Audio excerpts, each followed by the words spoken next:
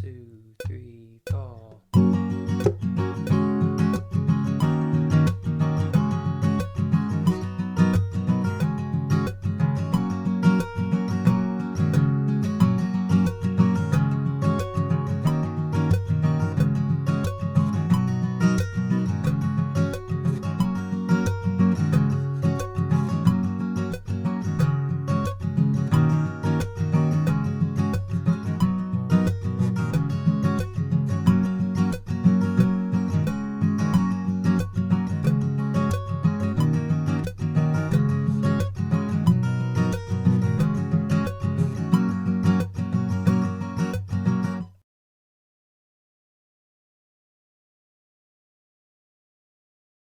One, 2, 3, 4.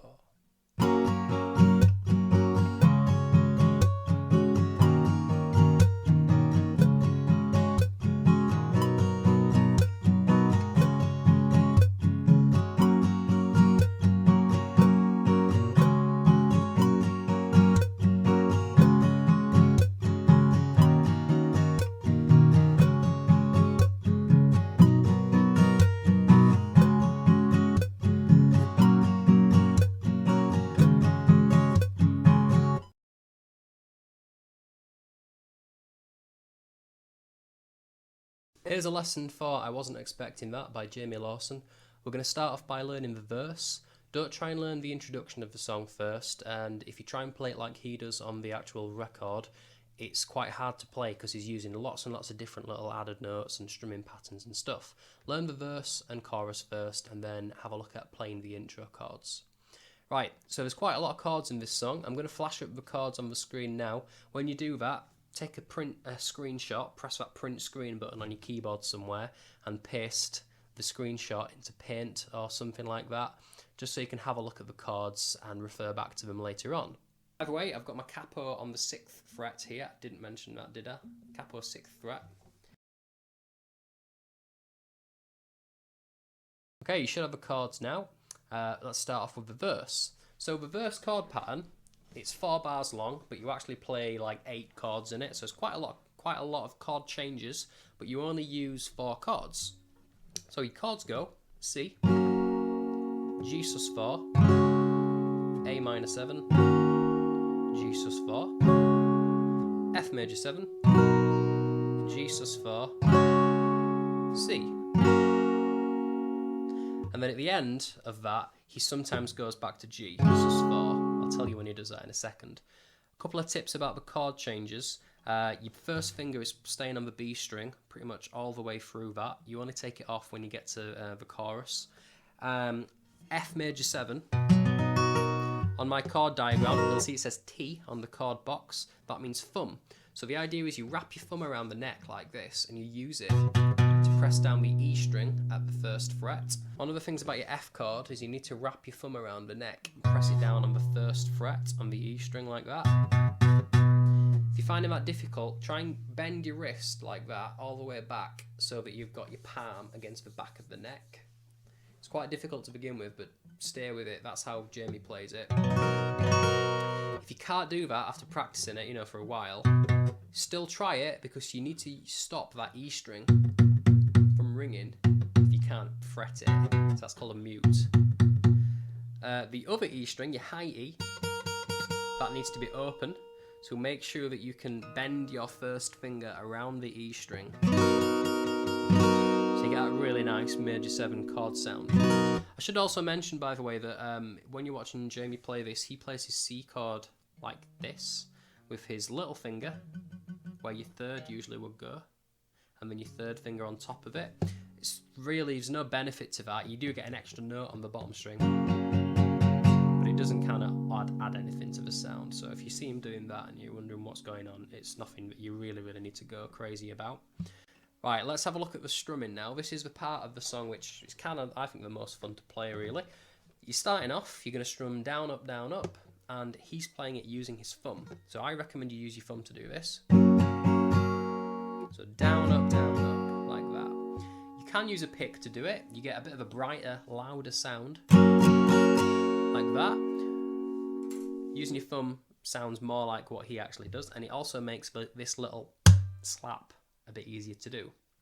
So, the slap, you need to be hitting the strings with this part of your hand and the side of your thumb. So it's kind of like this fat part of your palm there that's joined onto your thumb. The idea is that when you hit the strings, you're pushing them down against the frets. Can you hear that little click?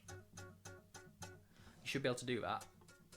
That's the sound of your strings just hitting the frets. And when you bring your hand down with a bit of force like that, it gives you that nice sort of percussive thwack. And the way you need to do it, try not to actually move your hand away like this and drop it on, because you'll just find it hard to hit the right strings then, because your hand's going miles away. Imagine that if you get your thumb like that, okay, turn it out so it's facing like away from your guitar like that, like in line with your leg or your knee, and twist your wrist like that. Okay, a little bit like kind of turning a doorknob that way.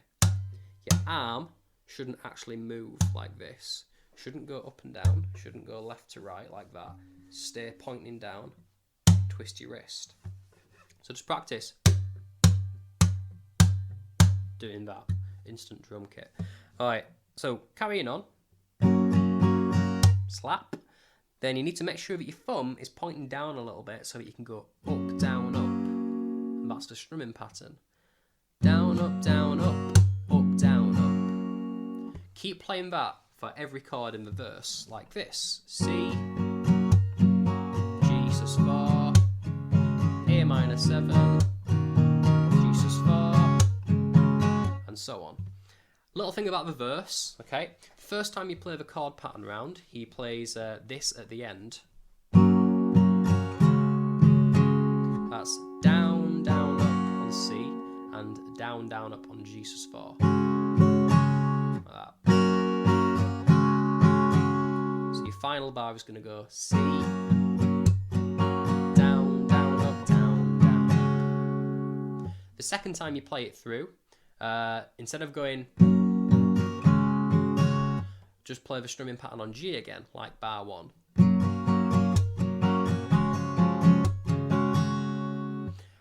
Then you repeat it all again, and right at the end, before you go into the chorus, the D minor bit, just stay on C. If you're one of my guitar students and you're looking at the actual tab, it's a lot easier to understand that. If not, if you find it hard to follow, you can just stay on C for the last bar of every bar or section. Right, practice all these different parts we've talked about, then try and play along to the slow verse demonstration, which is at 60 beats per minute, full speed 90. Once you can do that, have a go at practicing the verse a bit faster with the metronome, or slow the song down, and then have a go at playing the chorus, which is coming up next.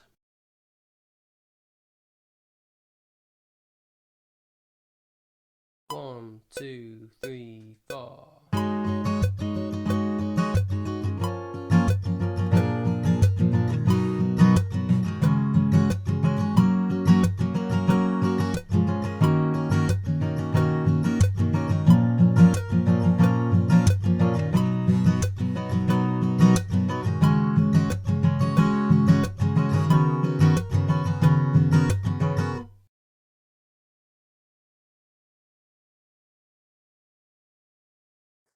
Alright, so to play the chorus, the first chord, D minor 11, is slightly different to what you might see Jamie sometimes play. He actually uses a different chord every time I've seen him play this. On the actual CD, or track, whatever, he's playing the chord we're going to use today. But if you look for videos of him playing it live, you'll see him play something up here as well. Sounds exactly the same. It's just a bit harder to get to. Sometimes he plays that without his first finger on 2. You're playing your D string, then ignore your capo, it's 11, 12, 9. And sometimes he plays the same again, but with the E string open. So we're going to play it using D minor 11. Now your strumming part, it's almost exactly the same, but instead of strumming down, up, strum down, down, up. Then slap, up, down, up, just like you did before.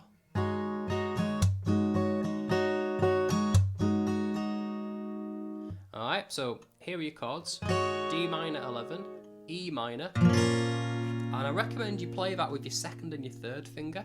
Normally I would never say do that, I'd say do it with your first and second, but your second and third makes it a little bit easier to get to your next chord, which is E7. So from the beginning again, D minor 11, E minor, E7, then it's F major 7, G sus4, C. Now at the end, before you do the next half, you play C, and then you play G/B. Get your second finger, put it on the second fret A string, and do your up, down, up again. So C, down onto G/B. If you find that hard, you can just play a G chord. Alright, now for the second half, it's almost the same, but instead of playing D minor 11, you play A minor, E minor, so there's no E7, then F, but don't change until now, G, sus4, and now we're going to play G11. Get your little finger from the E string and put it on the third fret D, like that. And all of your strings should make a sound apart from your A, which should be muted. It sounds like this. So you're going to have fun trying to get your little finger from E to D, but practice it, that's what he does. Alright, and that's the end of your chorus.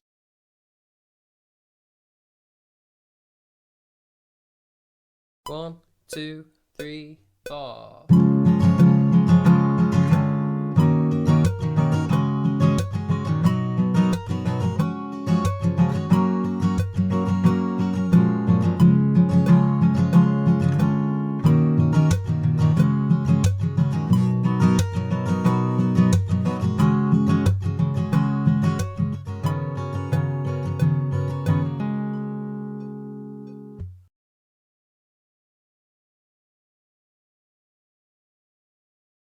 Alright, well done if you've made it this far. This is the lesson for the bridge now. Starting off with a G chord, different strumming pattern. You're going to strum down, down, up. That's 3 times. 1, 2, 3. Playing a G chord. I'm playing it with your third, second and fourth finger, like that. You can do it with your second first on the bottom like that, and then your third or your fourth on top. It doesn't really matter. Go with whatever you're used to. After you do those strums, take everything off apart from the finger that you've got on the lowest string and move it up a fret. It looks like your 10th fret with your capo on, but it's actually the 4th fret on the tab. And mute your A string like that. And then just do 1 down strum. Sounds pretty horrible, that chord. It's a passing chord, goes in between 2 other chords, so you get this effect. It's a really common thing, you'll hear that all over the place if you listen closely for it in other songs. So that comes at the end. Alright, and then we've got A minor 7 to G sus 4, same strumming. And F major 7, G sus 4, C. Then at the end we do the C, G/B chord change that you had in the middle of your chorus. Then do it all again. G,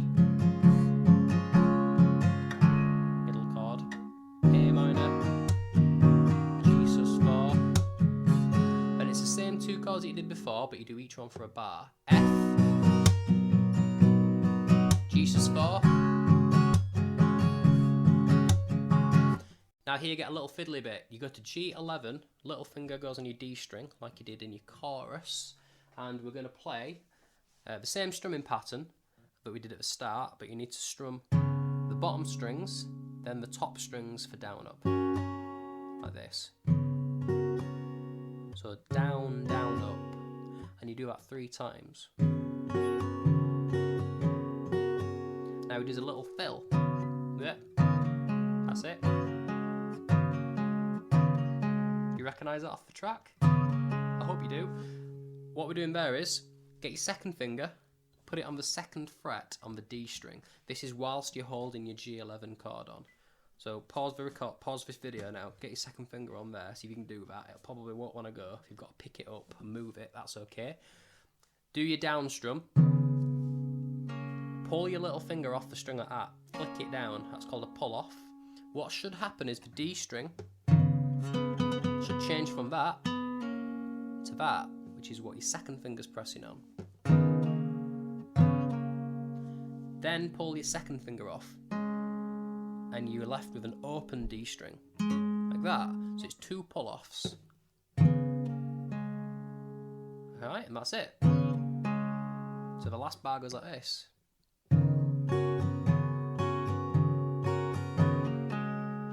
You can actually see that I put my 2nd finger on at the start then as well.